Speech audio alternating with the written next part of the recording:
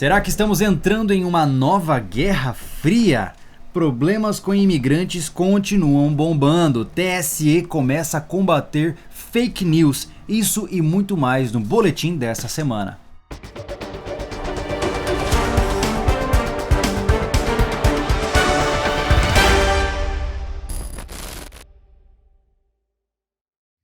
Olá, sobrevivencialista, eu sou o Júlio Lobo e muito bem-vindo a mais um Boletim Sobrevivencialista, sua fonte de notícias sobrevivencialistas da semana. Vamos começar aqui, hoje nós temos muitos assuntos interessantes e igualmente preocupantes para debater com vocês. Olha só, Trump diz que Estados Unidos sairá do pacto de armas nucleares e Rússia ameaça retaliação. Olha lá, o presidente dos Estados Unidos, Donald Trump, disse que Washington deve se retirar de um tratado histórico da época da Guerra Fria que baniu mísseis nucleares da Europa, porque a Rússia estaria violando o pacto, o que provocou um alerta de medidas retaliatórias vindas de Moscou. O Tratado de Forças Nucleares de Alcance Intermediário, negociado então pelo presidente dos Estados Unidos Ronald Reagan e pelo líder soviético Mikhail Gorbachev em 1987, exigia a eliminação de mísseis nucleares e convencionais de curto e médio alcance pelos dois países. Abre aspas, a Rússia infelizmente não honrou o acordo, então vamos encerrar o acordo e sair, disse Trump a repórteres no sábado em discurso no estado norte-americano de Nevada. Gorbachev, agora com 87 anos, disse que seria um grande erro de Washington desistir do tratado, que seria uma forma imediata de prejudicar o trabalho que ele e os Estados Unidos conseguiram fazer para acabar com a corrida armamentista na Guerra Fria. Um porta-voz do Kremlin disse que o presidente russo Vladimir Putin buscará respostas sobre a retirada do acordo quando ele se encontrar com John Bolton, que é o conselheiro de segurança nacional de Trump, para as negociações em Moscou durante essa semana. Não vou me ater muito a essa notícia porque o Marcelo do Hoje no Mundo Militar fez um vídeo fantástico explicando todos os pormenores do que representa essa possível retirada dos Estados Unidos desse acordo. Vou colocar aqui na descrição e nos cards, confira, é um assunto extremamente importante porque de fato nós podemos começar a voltar aí na corrida armamentista da época de 80, que realmente foi um grande problema a nível global. Então confira o conteúdo do Marcelo, que é excelente. Notícia número 2, caravana de migrantes. Milhares desafiam Trump, entram no México e seguem sua marcha rumo aos Estados Unidos. Milhares de pessoas, a maioria delas de Honduras, retomaram no domingo a sua marcha rumo aos Estados Unidos. Logo no início do dia, essa enorme caravana saiu da cidade Hidalgo, no sul do México, a caminho da fronteira do país com o território americano. Eles dizem fugir da violência e da pobreza em seu país em busca do que acreditam que será uma vida melhor. Houve tumulto na fronteira do México com a Guatemala quando essas pessoas, entre elas crianças, idosos e mulheres, foram barradas pelas autoridades na ponte que liga os dois países. Muitos entraram ilegalmente, nadando, de barco, com a ajuda de cordas e etc. E ao mesmo tempo, o México autorizou a entrada de pequenos grupos que pediam um asilo e concedeu permissão para ficarem no país por 45 dias, mas a grande maioria é ilegal. Alguns desses imigrantes aí estão visivelmente cansados, mas possuem um sorriso no rosto, dizem. É muito importante para nós estar aqui, disse o José Luiz à BBC, um dos integrantes dessa caravana. Tanto que um grupo de mexicanos se organizou para escoltá-los. A polícia vai à frente em patrulhas. Só que até o momento não está claro se as autoridades vão tentar deter essa onda de imigrantes ilegais que estão entrando no país. Já o presidente americano Donald Trump já fez vários alertas para que os imigrantes voltem e ameaçou fechar a fronteira americana e cortar a ajuda enviada aos países que permitam sua passagem. Em um tweet publicado no domingo, ele disse que os esforços estão sendo feitos para parar o ataque de aliens ilegais. Ele sugeriu que a caravana tem motivações políticas. Esse assunto de imigrações são muito complicados, está se tornando um tema cada vez mais recorrente no nosso país, na verdade no nosso mundo, né? E isso com certeza vai alterar uma série de estruturas sociopolíticas e econômicas que nós temos por aí. Os Estados Unidos, obviamente, vai ter que inventar alguma coisa para lidar com essa situação, porque barrar milhares de pessoas que estão em sofrimento é complicado, mas aceitá-las e não conseguir oferecer a estrutura ou vampirizar a estrutura de outros cidadãos também é extremamente complicado. Então você tá entre a cruz e a espada, né? Agora esse papo é bom, olha só. Ao armar a população, Brasil corre risco de virar um estado miliciano, segundo Haddad. O candidato do PT à presidência, Fernando Haddad, voltou a criticar nesta sexta-feira a proposta do seu adversário, Jair Bolsonaro, de armar a população e disse que há o risco de se criar um estado miliciano no país. Haddad argumentou que a população em geral não está preparada e capacitada para usar armas de fogo, e o Estado é quem tem que ser responsável por prover a segurança. Abre aspas, se ele levar em frente essas ideias, estamos num grande risco, que é aumentar a violência em vez de diminuir, e a privatização da segurança pública vai gerar mais violência, disse Haddad a jornalistas, ressaltando que, se eleito, vai assumir a responsabilidade pela segurança pública. O petista disse que a manutenção do teto dos gastos públicos vai piorar ainda mais a situação, impedindo a contratação de pessoal. Novamente, abre aspas, dizendo, não é armando a população e não contratando que vai resolver. Esse caldeirão vai piorar e aí sabe o que acontece? Vira um estado miliciano, fecha aspas. Vale enfatizar que o Haddad novamente se baseia na concepção de que, quando Bolsonaro ser eleito, nós compraremos armas nas padarias. Isso está muito distante da realidade. É sim necessário uma regulamentação e sim, nem todos estão preparados para portar uma arma. Na verdade, muitos sequer podem ter posse de uma arma por falta de aptidão técnica e emocional. Então, realmente, nós temos que tomar cuidado de como essa liberação vai ser feita. Agora, deixar na mão do Estado a sua segurança é pedir pro papai continuar te cuidando, porque você não tem coragem de cuidar do próprio rabo, né?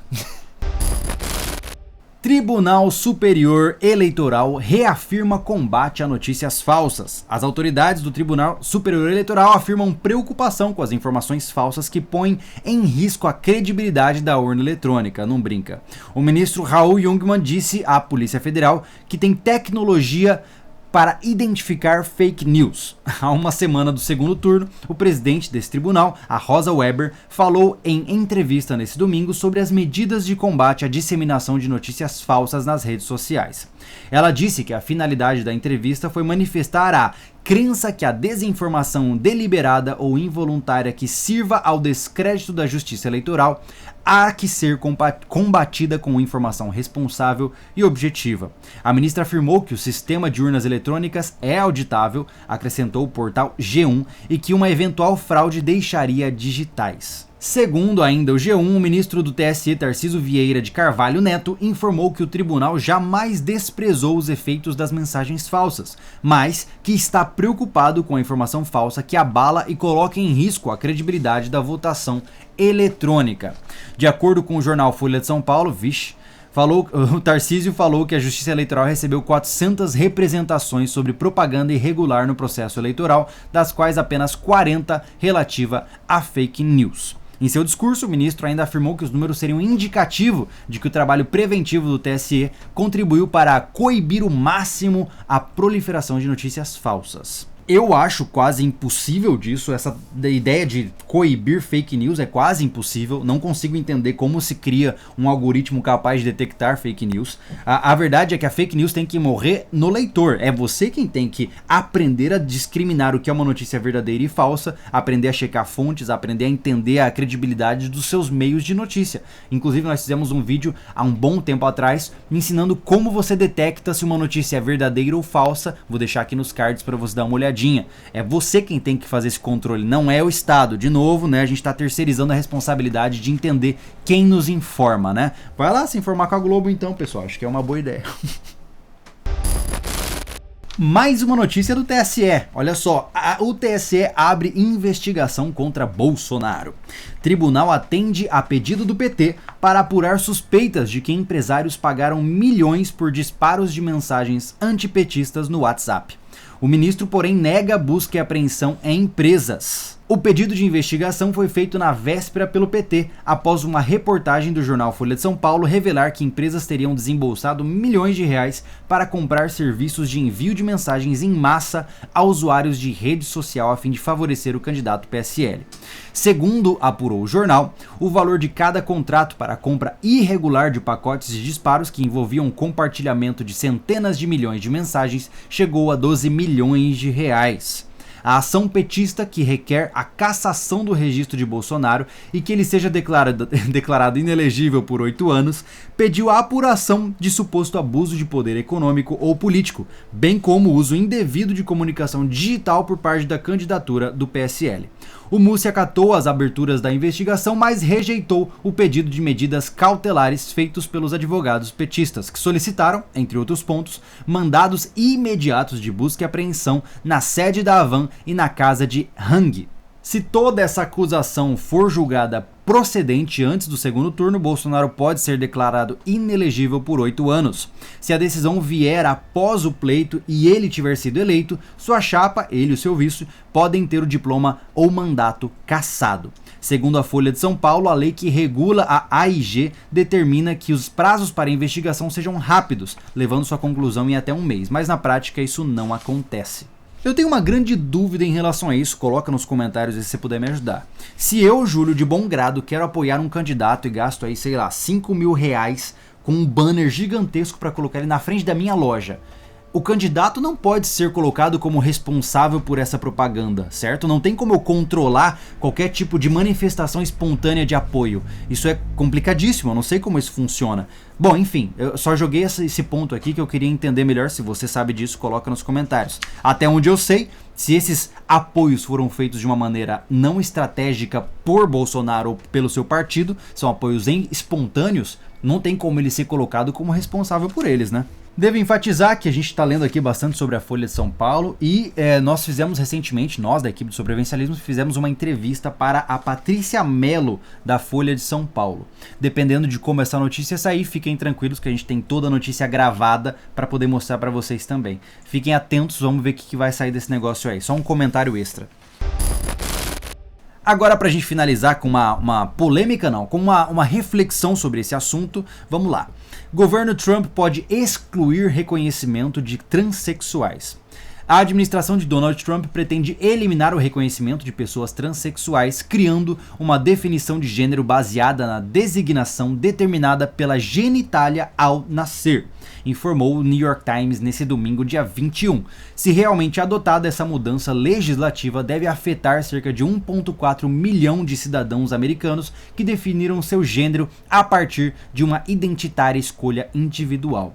Essas decisões, que foram tomadas pelo antecessor Barack Obama, que haviam flexibilizado o conceito de gênero em programas federais ao incluí-lo em educação e saúde, gerou uma série de discussões sobre banheiros, dormitórios e outras áreas onde o gênero era visto como algo simples.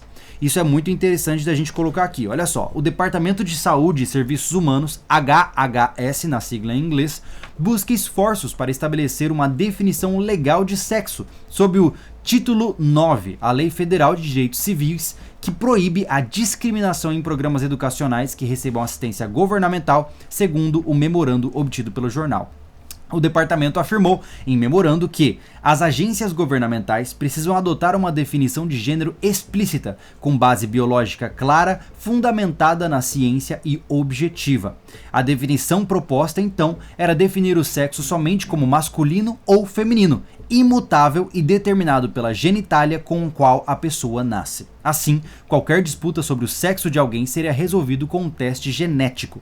A medida faz parte de uma série de manobras que tem causado preocupação à comunidade LGBT+ americana, uma vez que a administração de Trump já tentou barrar pessoas trans do acesso à carreira militar e retirou as orientações dadas às escolas públicas para que os alunos trans pudessem utilizar o banheiro que quisessem. Esse assunto é extremamente complexo, mas do ponto de vista de estruturação social faz sentido. Ter um banheiro para o sexo masculino, feminino, transgênero, a gente ia ter que construir 50 banheiros diferentes em uma praça pública para que todos fossem atendidos, e isso na prática é muito difícil.